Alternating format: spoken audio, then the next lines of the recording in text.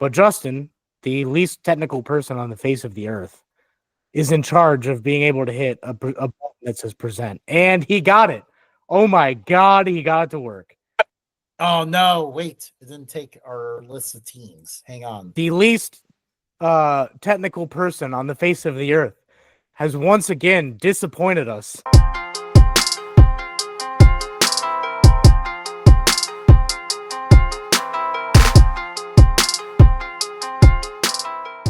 Hello. Welcome to Updog Sports Talk. My name is Matt Miller, and I forgot to pee before this. Joining me today is Justin McGovern. Well done, Matt. Well done. So we'll see how this goes. I will make sure to take as long as possible with each pick, just so that Matt has to hold it even longer.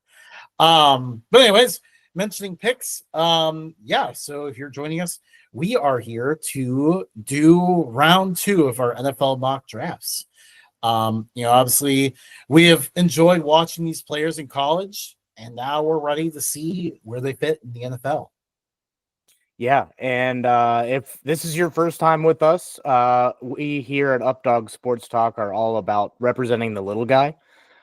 Years ago, when we started this, we got fed up with the big networks, ESPN, Fox Sports, just go on down the list, always focusing mainly on LeBron, the Cowboys, and whatever team Tom Brady was on. So we got kind of sick and tired of that. So we represent the bottom 5% of each league. And then we have our obligatory Cowboys talk and sprinkle some LeBron in once in a blue moon. But yeah, we are authentic. We bring it to you. We have not sold out yet. We are looking to sell out. So if you're looking to sponsor this show, don't do that now, Matt. No, I'm just playing. We're not going to sell out. But yeah, that brings us to our mock draft. All 32 teams are set.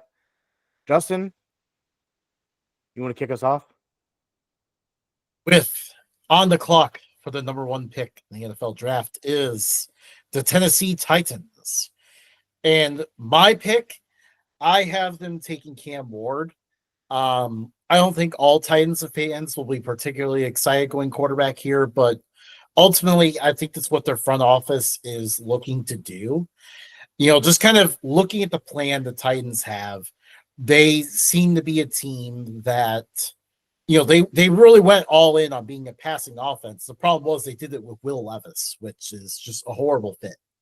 They last offseason, they got rid of Derrick Henry, brought in a couple, change of pace backs, basically said, we're going to be a passing team. So you need a quarterback to pass the ball. And that's where Cam Ward comes in. I think Cam Ward is a little bit more of a gunslinger than Shedeur Sanders is.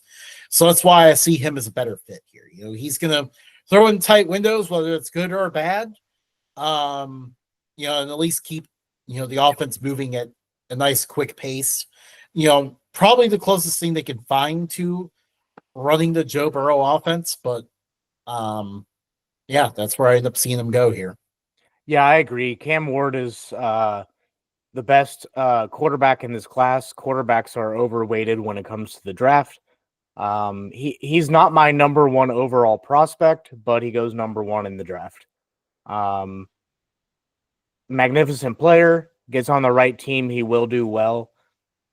I don't know if the Titans are the right team. That's kind of to be seen, but yeah, we'll see how that goes.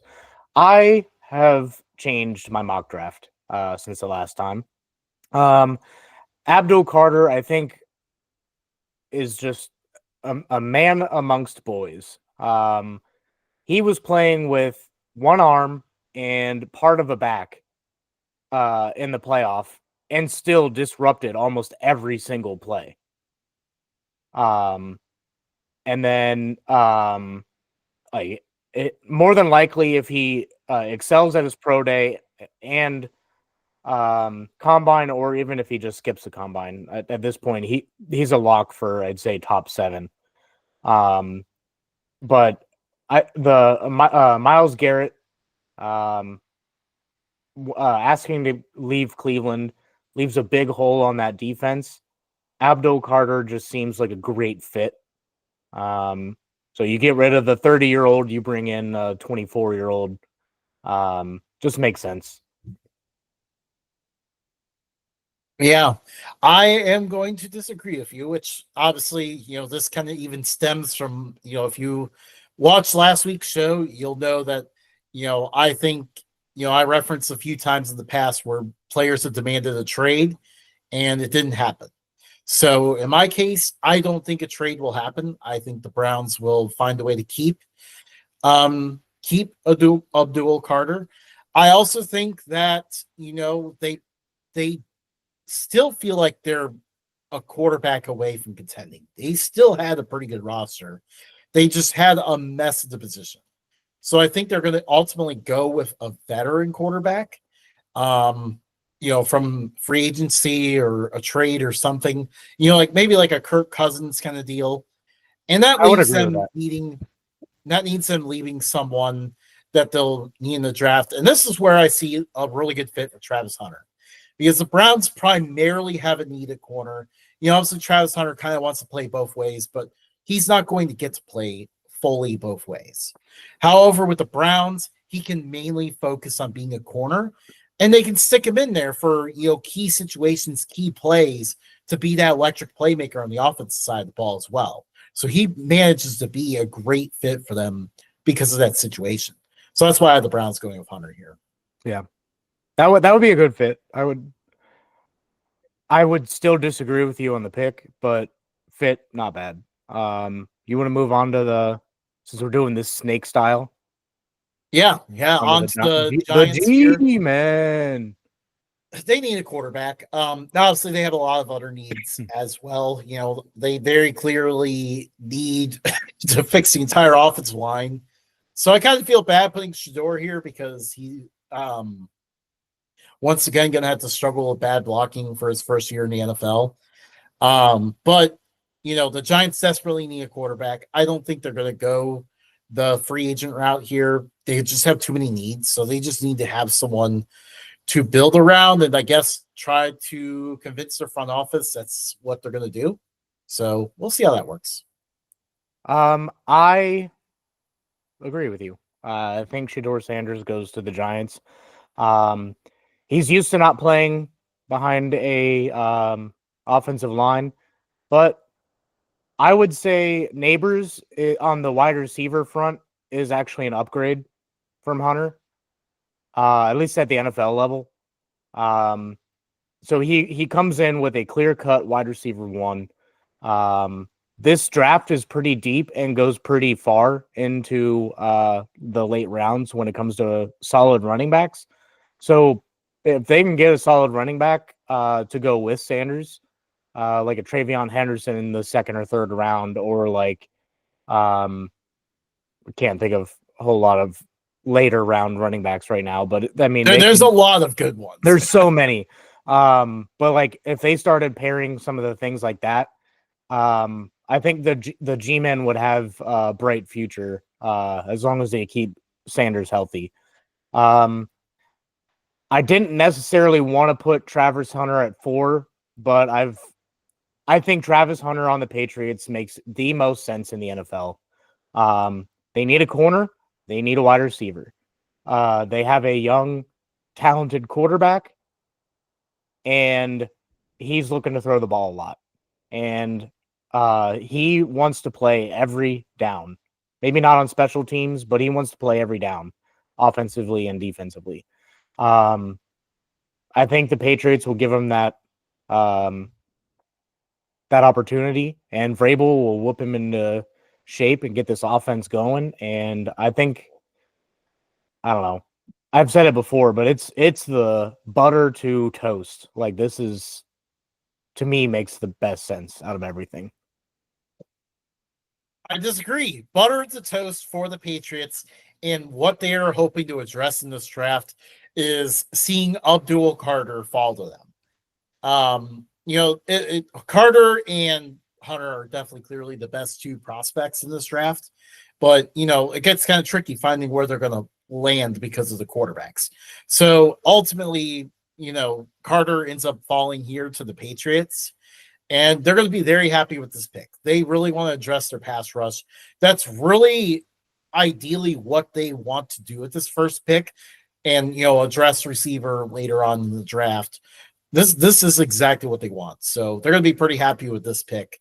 Carter, like we mentioned before, is an absolute beast, and he's going to start to give this team a chance of defense. And moving on to the Jacksonville Jaguars. I know a lot of people are mocking defense to them, but they have got to address the offensive line. Like, you are running out of time to salvage Trevor Lawrence. You have another coach. You brought in an offensive coach. Okay, cool. The offense is probably going to make sense now. That's going to help them. All right, now you need to make sure you are protecting him. You are paying this guy a lot of money. He has a lot of potential. And so far, the Jaguars have done nothing but completely botch the situation so far. It's time to rebound, time to fix that, get themselves an offensive lineman to help protect him, and get this thing off the ground. Normally, I would agree with you, and I've done actually multiple mock drafts where I screwed up later in the mock draft, and then had to restart. But but in those screw ups, I did have Will Campbell going there. But I'm gonna go with a different Will. I'm gonna go with Will Johnson. I know a lot of people have been going defense, but Will Johnson makes a lot of sense here because their pass defense was worse than trash. It was British trash. It was rubbish. It was really bad. They couldn't stop anything. A nosebleed, they couldn't. Whatever metaphor you want to use, they couldn't do it. Will Johnson is an elite talent that I would, if I had to pick a talent level and not necessarily style of play comparison, but a talent level comparison, I would put him with Jalen Ramsey, who also went to the Jaguars. Now we'll see this time around if they. And by the way, it was the last time they had good play at the position. Yeah. And then after that, it started dwindling down to the skeleton crew that they had last year. But Will Johnson makes his way down to the Jacksonville in Shad Khan's last ditch effort before he has to sell the team. The rate Duval. that was the most awkward press conference. The Las Vegas Raiders. I had mocked many things here. Quarterback is not going to be available at this point. At this point, I think that you and I can agree that there are no quarterbacks unless my only exception to that is if Dylan Gabriel has an absolutely great pro day and combine. He could squeak into the back half of the first round, but I don't think Gabriel will go top 10. Whoever ends up in Vegas, Aaron Rodgers, I think they're going to need a receiver. Not named Devontae Adams, who's currently a free agent, who may end up going back to the Raiders with his pal Aaron Rodgers. No, he will not return to the Raiders. He needed that place so much. McMillan is an equally talented receiver, but has raw talent. He has a little bit of wiggle room to grow. Vegas seems like a good spot. You have a bunch of crappy quarterbacks, and you have a lot of, I guess, time now to figure out if you want Aaron Rodgers, if you want, I don't know, Russell Wilson or whatever, or if Tom Brady wants to be part owner, part quarterback. But McMillan seems to be he looks good in a Raiders uniform. I saw some AI generated photos, and I'm like, that looks like he could go there. Yeah, I agree on the fit at receiver, but when I put together my draft, I was trying to think about what what are we going to be looking at in terms of the board when it actually is draft time? The McMillan is a taller receiver. So, usually those receivers tend to fall down the boards at the Underwear Olympics. So, with that being said, I think Luther Burden will end up passing him on the boards. And that's why I have Luther Burden here instead of McMillan. In the Raiders position, I don't think they can lose either way. I think both are great receivers. So, good news for them. They get themselves a top target for whoever their quarterback is. And yeah, I mean, their offense just needs something, some sort of skill talent, because they just had such little skill talent this year. And moving on to Wait, I have to do the Jets. No, remember Snake draft? Oh yeah, go ahead. Yep. So I really wanted to give the Jets an offensive lineman because they desperately need one, but I've been mocking offensive linemen to the Jets for quite a while now, and I feel like they never listen to me. So I'm just going to go defense in this one. They definitely do need to address the interior of the defensive line. It's really up in the air between the two Michigan defensive tackles, but I think ultimately by the end of this draft process, I think Grant is going to surpass Graham on most boards. I think some teams are already higher on him. So that's why I have him going there. But yeah, Jets address the interior of the defense, which is something they desperately need to do. I would agree with you on that take about Grant over Graham.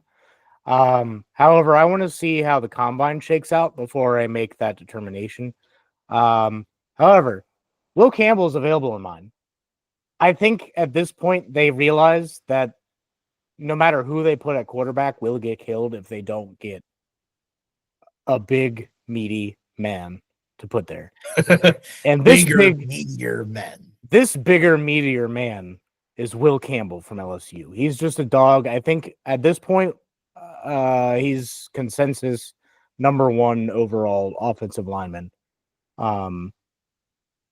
It's hard to argue, but the Jets, we'll see if they do this year. At number 8, the Carolina Panthers, they desperately need a pass rush. They spent a lot of money on the offensive line. You could go receiver here, but I think it would be a little bit of a reach for a receiver. You could go tight end if you need to, but I think ultimately pass rush is their biggest flaw. And Michael Williams from Georgia, I think they would be fine with having Abdul Carter fall to him, but I don't think he's going to fall this far. So Michael Williams is the next man up, the next edge rusher off the board to get sacks in Carolina. Yeah. This is where, we tend to see, guys in the trenches rise in the draft. We start to see those guys go a little bit earlier.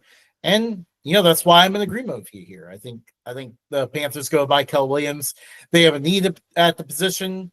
Again, teams tend to prioritize this position in the draft. So don't be surprised with that pick there. And then likewise, sticking with the same rule of thumb here, I got James Pierce Jr., the next edge rusher on the board, going off to the New Orleans Saints.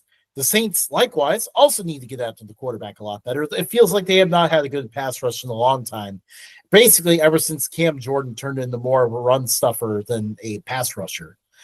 And they somehow still do not give anyone next to him. It's finally time for that to change. Saints yet again, am in agreement. I think right now, as it stands, this is a little bit of a reach for Pierce, but I think the need is so high for them that they like. And I'm not talking like a half a round reach here. I'm talking like maybe 4 pick reach. So not terrible, but I think the need is so bad that they need to get some edge rusher. Moving on to another team that has a big need, offensive line for the Bears. Caleb Williams was running around, and granted, I will say half probably a little less than half. But a lot of the sacks that Caleb Williams took were actually on his own accord. He held the ball for a really long time, a lot of times, and could that be because the receivers weren't getting open? Probably, but regardless, they still need an offensive lineman. Banks, to me, seems like that guy that you can put at tackle, but you can also move inside to guard, either or in this scenario. I think you could put him in either position, he'll excel, and they can use him in either position. Yeah, and I think that brings me to the big key here is that the Bears are actually kind of okay at the tackles. It's the interior of the line where the real problems set in. Not only were they bad there, but they also have a lot of free agents at the position. So, I mean, we're looking at a potential full reset here. And, guards don't typically go this high, but I think this is a situation where that needs to happen. Like we said, the Bears really need to protect Caleb Williams better. Honestly, they also need to get better at running the ball. They weren't really that great at that.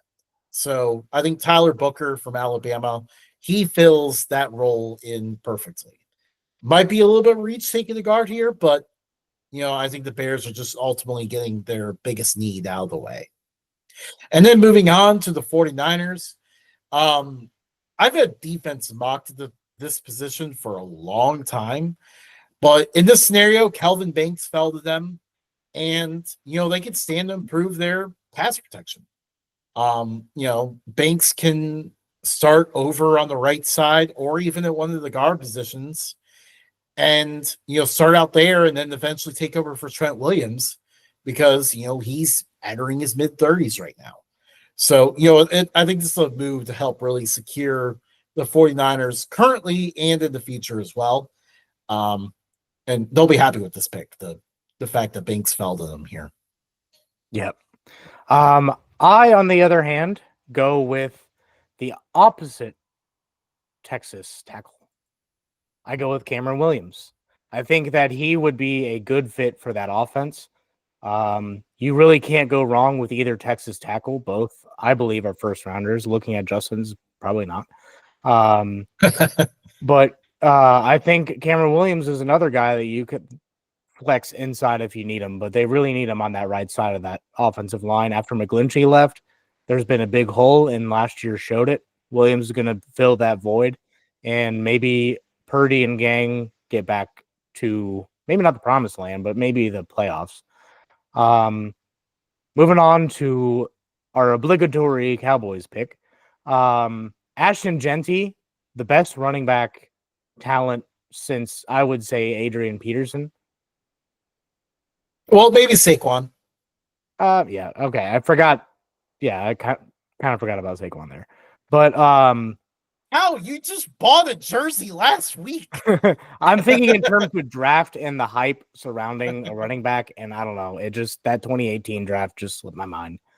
But Ashton Genty to the Cowboys just seems like a great fit. They're in desperate need of a run game, and little high for a running back in today's day and age. But Ashton Genty's worth it. He's going to get you ridiculous yards per carry numbers. Yeah, absolutely. I mean, I agree with you completely on this pick. The Cowboys just, I mean, they went into the season just with old and decrepit Ezekiel Elliott at the position, and then he even got worse because he really just goofed off all year and showed up late to meetings and stuff, and they still kept him as a starter even though he wasn't doing anything. They eventually went with Rico Dowdell and found a little bit better production, but not great. He's a free agent anyways. So yeah, they badly need a running back. Gotta get pressure off of your $90 million quarterback by giving him a run game. And I think this is going to be a way to, get this offense back closer to, what was that? Was that Dak's rookie year when the Cowboys were the 1 seed and really good at running the ball? I think they've done that multiple times, haven't they? Yeah, but there's one season in particular where they're really good, and then they got. When did he come into the league? 2016. Yeah. I would say probably 2017 or 2018. I think they had the 1 seed. But anyways, Yeah. Cowboys fans know what team I'm talking about. It'll get them closer to that level. So that would be that address some offensive line spots later on in the draft or by free agency. But I think this will be a huge pick for them. And moving on to the Miami Dolphins, um, you know they need to protect Tua. Plain and simple. Tua got hurt this year. They missed out on a lot of the time that they usually play better. you know, I don't know if there's a draft pick that can help them play better in cold weather, but at the very least, if you protect Tua early in the year, then you can get some wins early on. So I think that's what I'm gonna butcher this name, but Armand Membu. Yeah. I don't know. Armand Membu. Yeah, he's someone that's continuing to rise through the process, and I think he'll continue to move up boards. So a very good pick here for the Dolphins, just to give to us some protection Hmm. and help this team get back in the right track. I normally would agree with you on the position. I think they are in desperate need on the offensive line, but they're also in desperate need on the defensive line. Letting Wilkins walk proved to be a boneheaded move. I mean, I didn't hear a whole lot about Wilkins' production out in Las Vegas, but when he was with the Dolphins, he was very productive, and they missed that productiveness on the defensive line. They need some kind of identity to keep them into games, and like I said before, I'm gonna wait to see how the combine shakes out between these two defensive tackles before I make the determining factor. But as of right now, I have Mason Graham going to the Dolphins to fill that void. Um, Moving on to another defensive player for sweet Lou Anarumo. And Indy, they need a lot of things on defense, and they quietly have needed a lot of things on defense. Remember a few years ago when their defense looked real stacked? Yeah, Now and all it's of a fallen sudden they off a have like lot. 3 good players and everyone else sucks. So a big part of having a good defense is having a safety that won't let anything go too deep. And Malachi Starks is that guy. He's a good hybrid safety. He'll stop the run, he'll cover deep. He's the safety that I would say Lou Anarumo had in Jesse Bates in Cincinnati. Think Starks can get to that level. Yeah, he's a potential star at the next level, but I ended up going with a position that NFL teams value more. That's gonna be a trend I'm gonna have here is that safeties kind of drop a little bit further than expected because I just noticed the teams are not really valuing the position as much anymore. So, what position do they value? That is corner, which, by the way, goes to show the range of this draft because you had Will Johnson at number 5, and I am down at 14. Um, the Colts are going to be very happy that he fell here because he gives them a number 1 corner, something they really have not had in some time. So yeah, that's gonna be a huge pickup for the Colts. I think even if Will Johnson's off the board, they would probably go with a different corner here. Just kind of depending on the fit that they like. But in this case here, perfect fit with Will Johnson. He gives them a huge piece of that defense. And then we go on to the Atlanta Falcons. I feel like we've been saying that they've needed a pass rush for about a decade now. So we're going to keep giving them defensive linemen and hoping they'll get that. Mike Green showed off at the Senior Bowl. He had an incredible performance. He is going to continue to hang around this range of the draft. So absolute beast out of Marshall. Green is going to go to the Falcons here and give them a top tier pass rusher. I would agree that Green is flying up boards, but personally, I don't think he's there yet. I think he may get there, but I don't think he's there yet. Nick Scorton, falling on boards, I think Nick Scorton falls to the Falcons in this draft. Same position. Scorton to me just has the build for the Falcons, kind of doing what they want. But I personally think that this might change. The more I've thought about it today, Nick Scorton may be falling further, and Mike Green may be coming up. But for right now, I got Nick Scorton to the Falcons, and moving on to the Arizona Cardinals. A guy that I think has been flying up draft boards lately is Walter Nolan from Ole Miss. Um, he's a big, meaty guy that you can throw on the defensive line. And they, piece by piece, just keep chipping away, making this defense what it needs to be. And I think that with Walter Nolan, they get one step further to building that elite defense they want. Yeah, I mean, Nolan is an immensely talented player. So that's why we could see him move up. I do think some teams have been flagged for character concerns, not consistent effort. That's kind of why, that's the main barrier to him being a first round pick. So but again, like I could see him going in this range. I could see a team falling in love with him and his skill set and taking him this early. In this case here, the Arizona Cardinals, I'm agreeing with the position, and they happen to luck out because Mason Graham's on the board. So they go with him here to get them top guy in the trenches on defense. A nice way to build around that. And then we go to the Bengals. Well, we have made no bones about this. The Bengals desperately need people in the secondary. I did think about McMillan here just because, he would be like, he would exactly perfectly replace what T. Higgins is currently. But I mean, ultimately, whether Higgins is there or not, the Bengals just need to address the secondary. The secondary was just way too bad last year. So Benjamin Morrison is one of the best corners in the class. I think he fits perfectly here. It obviously helps he's familiar with the scheme as well. Yeah, I am in total agreement. I had Benjamin Morrison here in our mock draft 1.0. He's still here in my 2.0, and Al Golden just seems to solidify that for me. Morrison coming off an injury.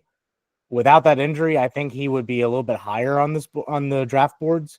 With the injury, I think he falls right to the Bengals and is everything that the Bengals wanted. And Al Golden gets to keep a familiar face. And Benjamin Morrison, he's so good. I think his junior year they had some stats out. I forget the exact stats, but he had like no touchdowns, like giving up like maybe one touchdown the entire year, and had like 3 or 4 picks, and then like they didn't really throw to that side of the field. If he can get back to that level after the injury for the Bengals, watch out. Moving on to the Seattle Seahawks, the Sea Guys. They, regardless of who they have at quarterback, I can't see Geno Smith being there much longer. Isn't his contract up? I don't think his contract up, but dude's like 35 now. I know, and like he had that one good year, signed a 2 or 3 year deal, and then didn't really do much. I mean, props for him for getting paid, but at the same time, they're gonna have to move on from him at some point. It's kind of a weird situation because, like, like he had that really good year, and then afterwards, it's been like, other people are kind of waiting for him to suck, but he's not quite bad, but he also has not reached the same level again. Yeah. And maybe they take a shot at Sam Howell if he's still there. But in order to do anything, you got to protect whoever's back there. And Josh Simmons is a man. He's going to protect whoever they got back there, and the Seattle Sea Guys are going to get one step closer to be able to compete in that division again. Man, you love Sam Howell. Would be an off season without Matt mentioning the possibility of Sam Howell starting somewhere. um, so this is where I ended up having. I think the Seahawks are a team that will value the safety position more than other teams. So that's where Malachi Starks ends up fitting. They have some good corners, but they need just a little bit, like Tariq Wooden and Witherspoon, like are good corners, but they just need a little bit more to really have the secondary takeoff. I think Malachi Starks is that guy that can help that happen. So that'd be a huge pick for them. And then I think we both went for the same thing. I mean, the fit of a Pirates corner going to the Buccaneers is just something I could not turn down. Siobhan Rivell from East Carolina. He's not going to get to do a lot of the pre-draft stuff because he tore his ACL, but he will be back for camp and everything. He is a really good corner. Again, to transfer elsewhere, stayed homegrown in East Carolina and played really well there. And he's going to be ready to tear it up in the NFL. And the Buccaneers they need to address the defense overall, but corner especially was a huge weakness for them. I think they could go a couple different routes, but I'm in agreement. I think they go corner here. That was a big thing on why they couldn't move on because they couldn't stop the pass. But you took the words right out of my mouth. So moving on to the Denver Broncos, the 1, 2, and 3. The fourth best fit in the draft, Luther Burden to the Denver Broncos. It just seems to me like he was born to be a Bronco. I think he's an uber talented receiver, and based on his performance this past season, I think it drops him into this teen to 20s range. The Denver Broncos aren't going to let him slide much further. They need a wide receiver, and they need another young receiver on the other side from who's the Oregon receiver they have? You mean Franklin? Yeah. So they got like Franklin. Sutton's their main guy. Well, the yeah, other but guys are kind of just. I'm talking in terms of young talent because Yeah. Sutton's really not going to be there like terribly longer. Let's be honest. Luther Burden will be able to replace him in the future, but also contribute now. Broncos are set. Yeah. So I ended up on the same page here where, I think Bo Nix, just to help this offense get to the next level, Bo Nix needs another target somewhere. Next to Cortland Sutton. They have a few other guys like Franklin and Marvin Mims who show up here and there, but obviously Sutton's their main guy that they go to. So they need to give Nix another option. I've looked at Sean Payton's offenses in the past, and typically he loves to have that top tier tight end, and Tyler Warren happens to be on the board. So it's a perfect fit. He's pretty much one of the best players available at this point. So the Broncos, I would say this is one of the best fits out there. Tyler Warren to the Broncos, giving Bo Nix just that perfect option in the middle just to go to. And, it's his nice little safety valve. I considered McMillan here, but he's kind of the same kind of threat that Sutton is, so I didn't think that made sense. So with the next pick, I have McMillan going off the board. Steelers love these big, tall receivers. They typically get these guys in the second round, but in this case here, this was the position that the Steelers desperately needed most. And I've noticed in the past few years, the Steelers desperately need something on offense. They'll make that their first round pick. So that's why I think they go with here with a receiver. McMillan going to the Steelers. I agree with the position, disagree with the player. Obviously, McMillan's off the board for me. I have them reaching a little bit for a receiver and going with Matthew Golden. I think Pickens' time is teetering on short term.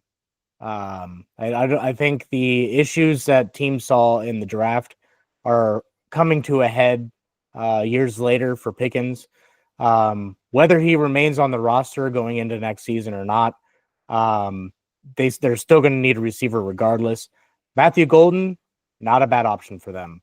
He fills a spot and good replacement. Excuse me. Um, Another pass catcher, and I think this is a better fit than your thought at a better fit. Um, Tyler Warren to the Los Angeles Chargers.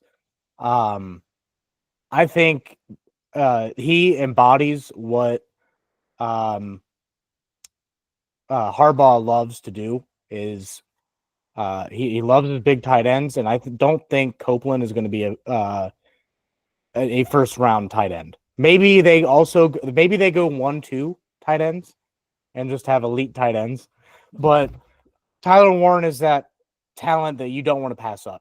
And they have the run game going. They're going to implement a lot more play action pass. And in order to do that in the red zone, where they mightily struggled last season, Tyler Warren. I've mocked him here last time. I'm going to mock him here again. I mean, that'd be fantastic for the Chargers. He's available. I just don't think he's falling that far. Honestly, I was a little bit surprised. I had him go to the Broncos. I think the Broncos are probably the floor for Warren. So while it is an excellent fit, I just don't think that he's going to get down this far. I did consider Loveland here, the tight end out of Michigan, because Harbaugh knows him. He fits what Harbaugh would want, but ultimately, I think their biggest need kind of falls in the defensive side. They need to address the secondary.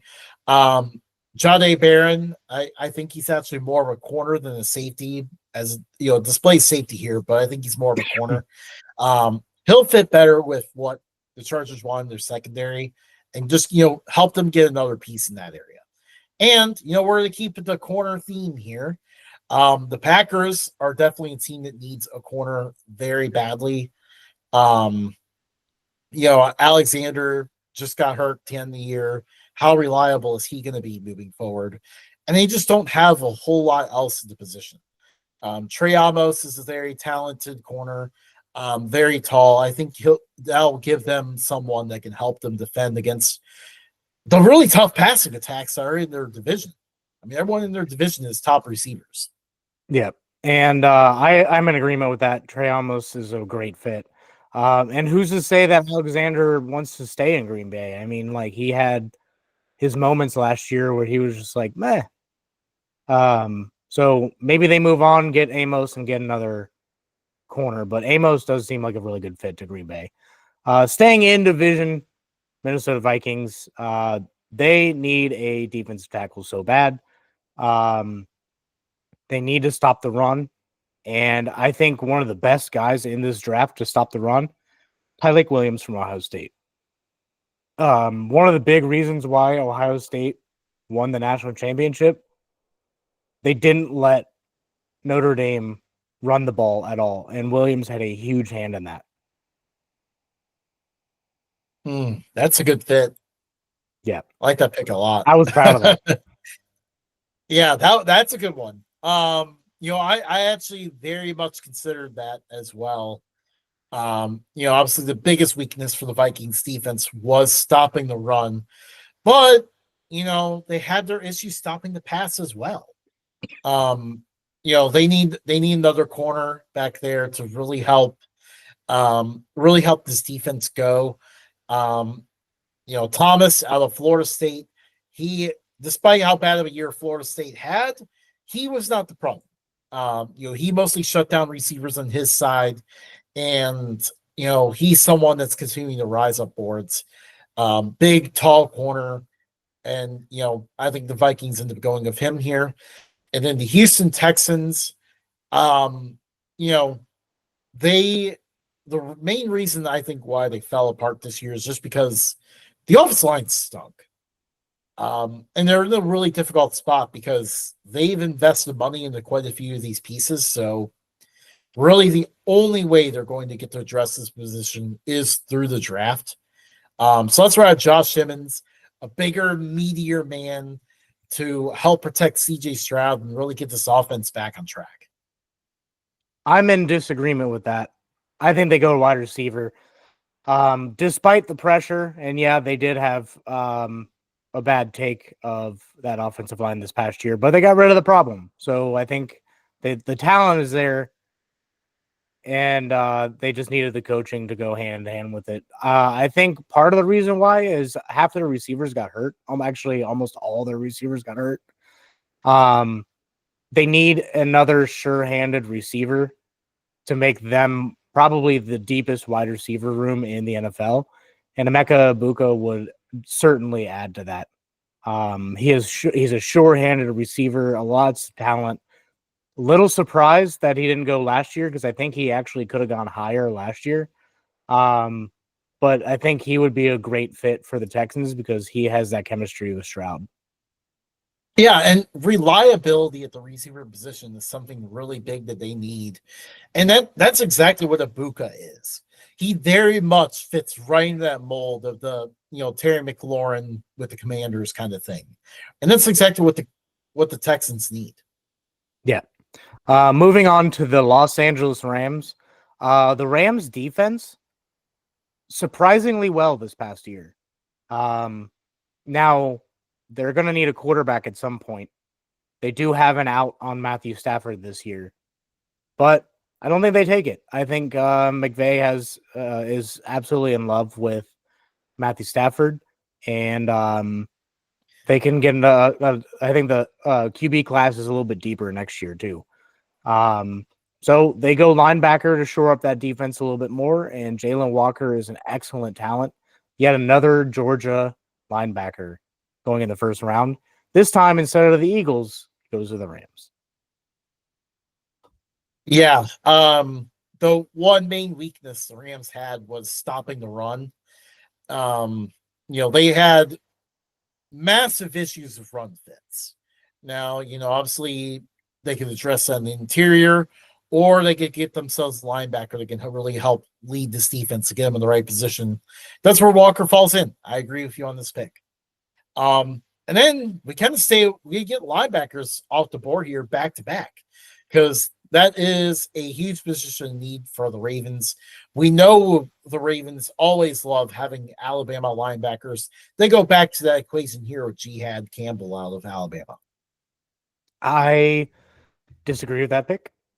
I think they go offense. I think they need to get a little bit more protection going for Lamar and Derrick Henry and all them. Tyler Brooker, this is his range. This is where guards go. This is where guards make their living. Tyler Brooker, great talent. Seems like a Ravens kind of guy. Now, the Lions. This is where I have them getting a steal in Mike Green. To have him and Aiden Hutchinson, you almost don't need a super fantastic secondary. You could probably get by with cheaper guys because you're going to have two guys that can get after the quarterback. And Mike Green can hold his own. He's a fantastic player. Don't look at the school too closely. Look at the talent. And Mike Green has the talent. Yeah, well, I mean, some teams may have looked at the school too much last year and missed out on Quinyon Mitchell. And, the Eagles drafted and led to a Super Bowl. So clearly that works. Obviously, again, players don't have to transfer to be good. Which that would be a huge steal if Mike Green was still available on my board. He is not, but I agree on the position. Jack Sawyer is someone that throughout the playoff run I mentioned was a future Detroit Lion. He is a Rust Belt kind of guy. And just feels like a perfect fit on this line in this locker room. This is my number one favorite match of this whole draft is Jack Sawyer to the Lions. I think this is a perfect fit for them. Then we move on to the Commanders. This I'm kind of torn on because it's like, do they want to try to protect, their star quarterback or, hit where some of their bigger needs are, which is, it was very much apparent in the playoff loss. They could not stop the Eagles at all. they have a huge need on about every level of the defense. Shamar Stewart happens to be the best player available at this point, so that's why I have them taken here. I agree. I think they can't go wrong with Stewart. What's funny is we didn't even talk this week at all about Yeah, anything, no. let alone this draft. And we've been in agreement on multiple picks. And what's weird is we've been in agreement on multiple picks in the back half of the first round, which I know never happens. having an agreement this far down is rare. Yeah. But Stewart fills a need. Um, Great fit for the defense, and I think the Commanders keep it going. Um, the Buffalo Bills need a secondary. They were getting older. They tried to get some younger guys in there. They're not working out as well as they thought they would. They need a safety. Damar Hamlin, great story. Has some plays here and there, but he gets caught looking in the backfield quite often. Xavier Watts will not get caught looking in the backfield. He will most likely be in the backfield because he will know the play. He has insane awareness, very talented player. I wanted to put him way higher in this draft, but based on team needs and other safety ability, I think this is where he falls. Yeah, that'd be huge. I mean, I think if anything, this when you compare how the Bills defense looked in the AFC Championship to how the Eagles looked against the Chiefs in the Super Bowl, it just goes to show like how far away the Bills are on the defensive side. And if they had anyone other than Josh Allen at quarterback, this team would not have done this well. Um, just because they have so many needs on the defensive end. There's many ways I could have gone with this pick, but Derek Harmon out of Oregon is a very top tier defensive tackle, someone that can help them stop the run, and get after the passers from the. They already have.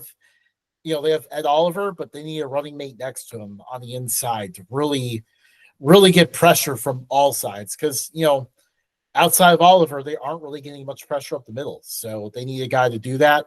And then we get to the Kansas City Chiefs, where, when the last time the Chiefs lost in the Super Bowl, it was very similar circumstances where the offensive line could not protect Mahomes and their offense just could not do anything and just looked exactly like it did on Sunday, just looked out of sorts.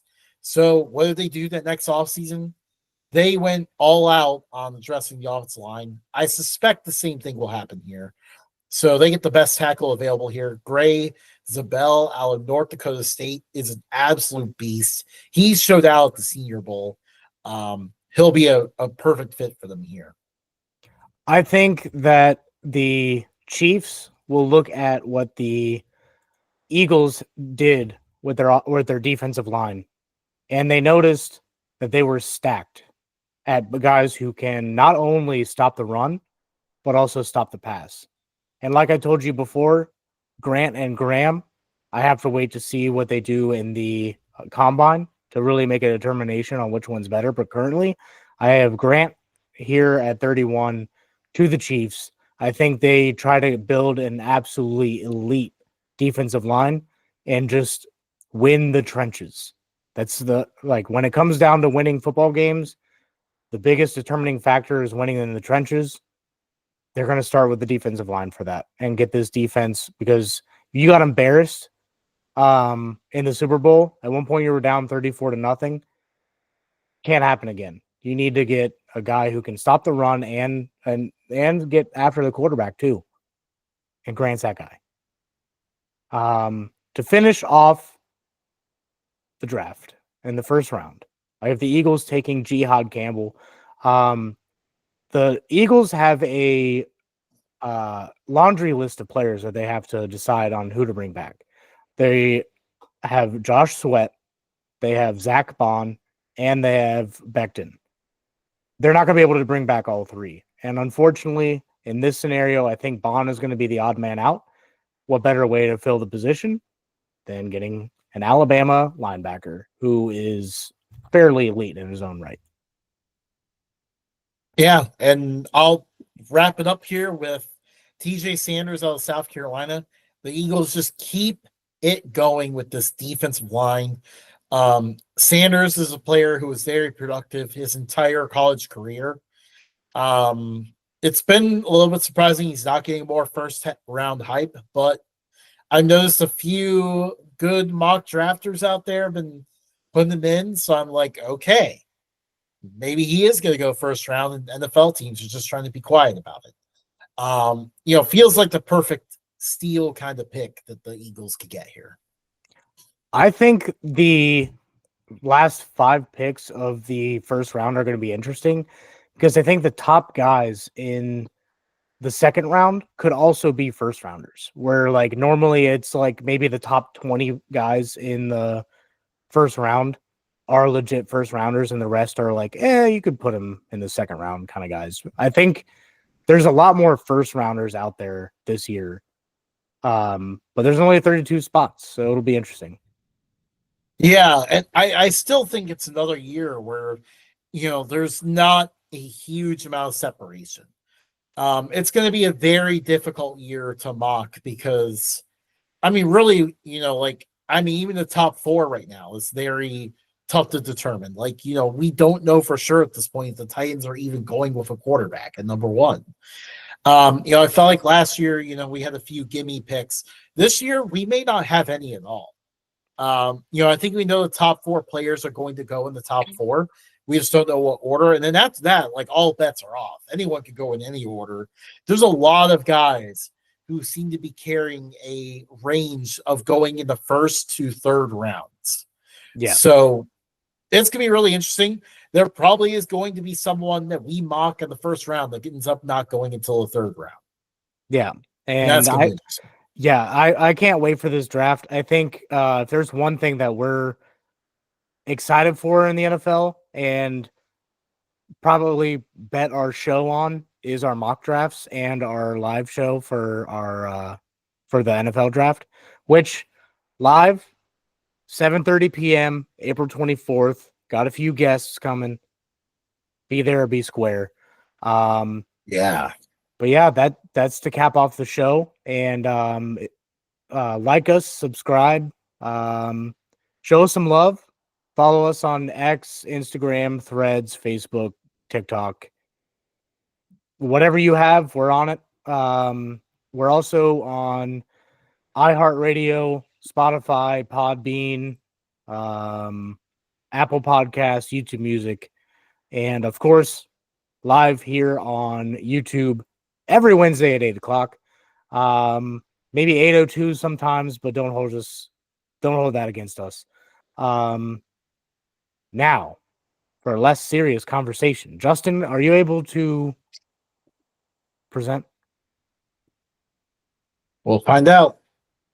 We have our spinning wheel of information.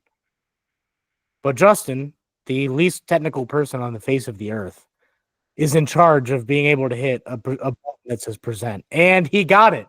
Oh my God, he got it to work. I know, right? All right. So our question of the to day spin. is,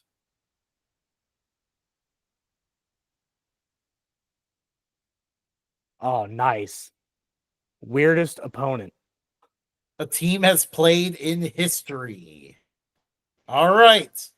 And then, oh no, wait. It didn't take our list of teams. Hang on. The least technical person on the face of the earth has once again disappointed us. Luckily, we got through like the other part of our show, and this isn't like the main attraction, but it's a lighthearted way to end our program. Hang on, I got our list. There it is. Okay. Click to spin. That was a good spin. No, right? Look at that. What a great spin. Kansas. You gotta be kidding me. We got Kansas again. We got Kansas last time. What is the probability that we would get their stadium review and their weirdest opponent? All right. So we'll pull up.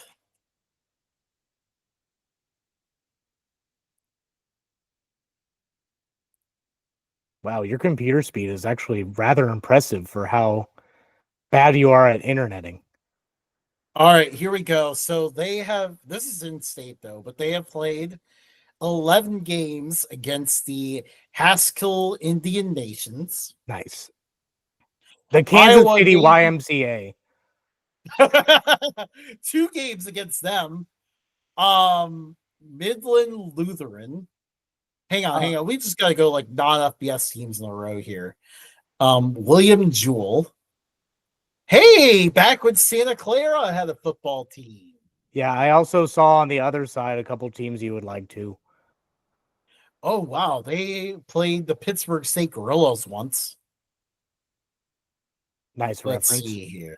This is the weirdest opponents Kansas had ever had on our Kirksville Christmas spin. Osteopath. That's pretty funny. Ensworth Medical College. I was so hoping that they would lose. Hey, back when Cal State Northridge had a team. Boston University, back when they had a team. That's not Abilene Christian. It's Abilene, Kansas.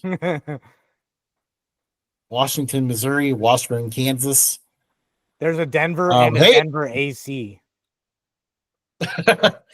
I think is this the Denver Pioneers? I think so. Man, I don't remember when they had a football team. Surprising amount of teams or games against Drake. Yeah, I mean and look at their record's not good either. No, I don't know when's the last time that Drake like offered scholarships for football, even, or if they ever have. I think the best one South is State. the Haskell Indian Nations. They actually are like Kansas has a bad record against them. I kind of want to see like if there's any footage out there of the Haskell Indian Nations playing football, because if they're able to bring that back, dude, I would totally be a fan.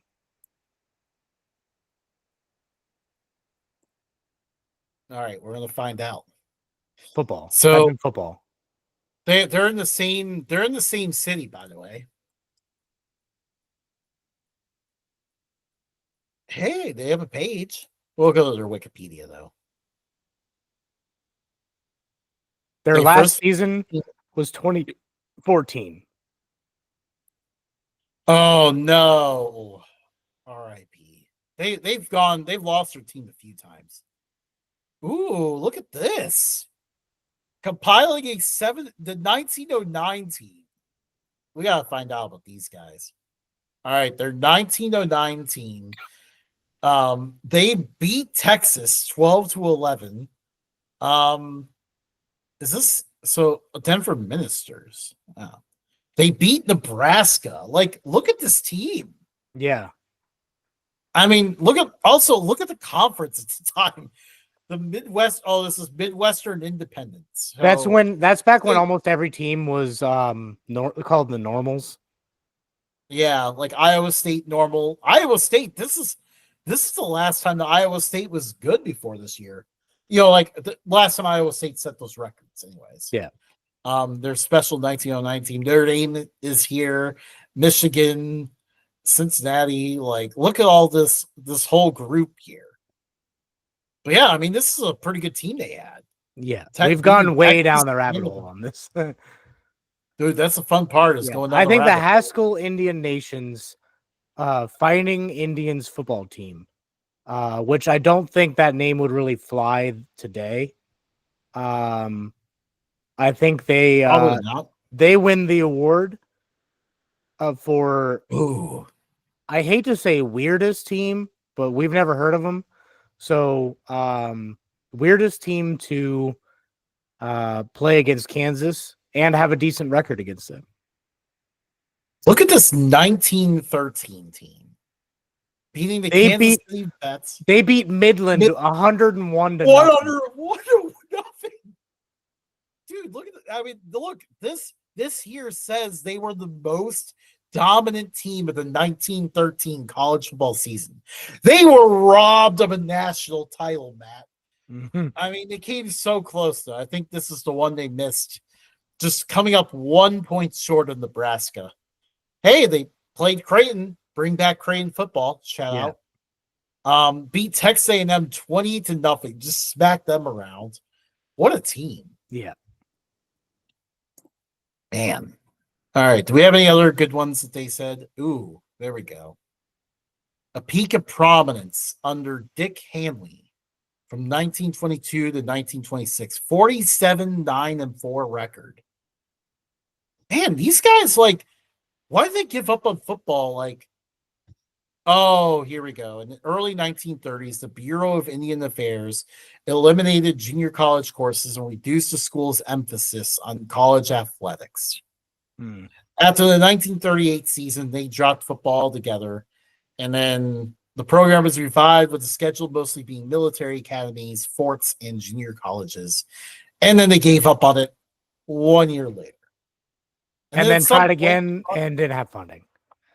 Yeah. All right. One last look at the 1926 undefeated team before we call it a day here. Wow. On December 15th, that one did not count, by the way, but Wait, prior to down, the Rose Bowl, they had a scrimmage. Score down. They played St. Xavier High School and beat them 27-0. Oh my gosh. And that was their highest attendance on record that year. They did. They played St. Xavier High School. Oh my gosh. Oh wait, hold on. Click on that and make sure. I think that's Corcon Field, I think, is Xavier. where. Yeah. No, this is Xavier. Look at this. Yeah, as soon as I saw Corcon, or however you say that, field, I was like, that's not where St. X plays. That has to be Xavier. Yeah. I mean, this is incredible. They played. This is Wichita State. They played Wichita State. They played Dayton. They played Xavier. I mean, just like, is this, the Loyola Ramblers? Like, all of these basketball powerhouses. Bucknell, yeah.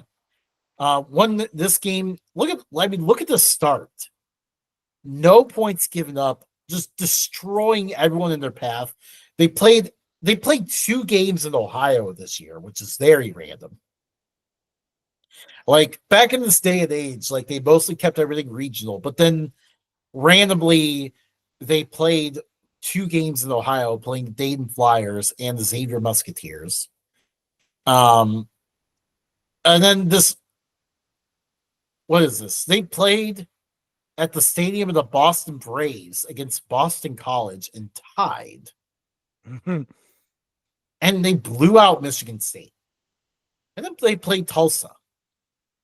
Tom Hook, October 17th, 1911. Record crowd sees UD lose. Brilliant halfback of Indiana 11 scores 4 times. That's cool. All right. Sold. I need to see this. Just the laurels of the head of McLean, Cherokee Indian halfback on the gallant Haskell Indians team, and let the reef fasten itself on the straight black hair and droop over the bronze-colored skin of his forehead. He beat the University of Dayton Saturday afternoon at the stadium here, as he beat so many other teams in his 2 years with the squad. His final score was 30-14, and McLean made possible all of his team's points. I like the wording of this. Made possible all of his team's points. He having made 4 touchdowns and a field goal for all total of 20. So he kicked as well. Dang, that's impressive.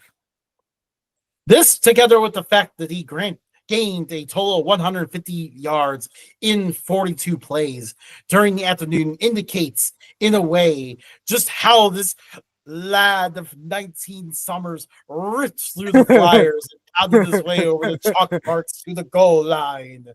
True, he had a 2,000-pound line in front of him with a much smaller team, but McLean ignored interference so often that it seemed to the 10,000 spectators that he was carrying the burden for his whole team.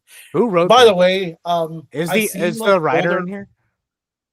I've seen like older articles in the past, and it is hilarious, like how when they talk about teams, they often love to reference how big they are. That's Yeah. it.